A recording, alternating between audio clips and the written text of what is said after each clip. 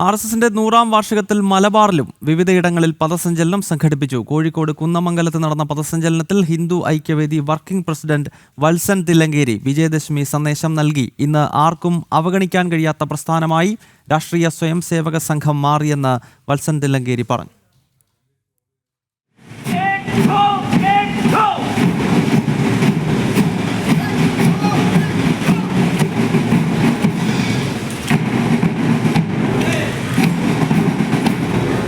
ഗ്രാമതലങ്ങളിൽ നടന്ന പഥസഞ്ചലനത്തിലും പൊതുപരിപാടിയിലും നൂറുകണക്കിന് സ്വയം സേവകരാണ് പങ്കെടുത്തത്.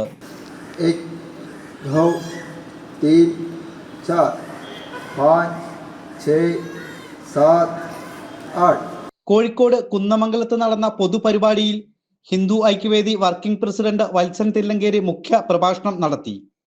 സംഘത്തിന് ആരും ശത്രുക്കളില്ല, പക്ഷെ എതിരാളികളായി നമ്മളെ എതിരാളികളായി കാണുന്നവർ അവരും വിപരീത ഭക്തിയോടുകൂടി ഈ RSS എന്ന് പറയുകയാണ്.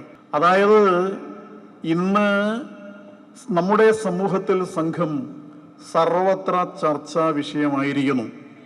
ഇന്ന് സംഘത്തെ അവഗണിച്ചുകൊണ്ട് ആർക്കും മുന്നോട്ട് പോകാൻ സാധ്യമല്ല. ഒരു മഹാപ്രസ്ഥാനമായി സംഘം വളർന്ന് പടർന്ന് പന്തലിച്ചിരിക്കുകയാണ്. 100 വർഷം മുൻപ് കരുത്തുറ്റ മുളപൊട്ടി രൂപീകൃതമായ RSS ഇന്ന് പടർന്ന് പന്തലിച്ച് രാജ്യത്തിന് താങ്ങും തണലുമായി നിൽക്കുകയാണെന്നും അദ്ദേഹം പറഞ്ഞു. 100ാം വാർഷികത്തിന്റെ ഭാഗമായി ഇത്തവണ മണ്ഡല അടിസ്ഥാനത്തിലാണ് പഥസഞ്ചലനങ്ങൾ സംഘടിപ്പിച്ചിട്ടുള്ളത്. 5ാം തീയതി വരെ വിവിധ ഇടങ്ങളിൽ പഥസഞ്ചലനങ്ങൾ ഉണ്ടാകും. ഉത്തര കേരളത്തിൽ 810 ഇടങ്ങളിലാണ് റൂട്ട് മാർച്ച് നടക്കുക. ജനം, കോഴിക്കോട്.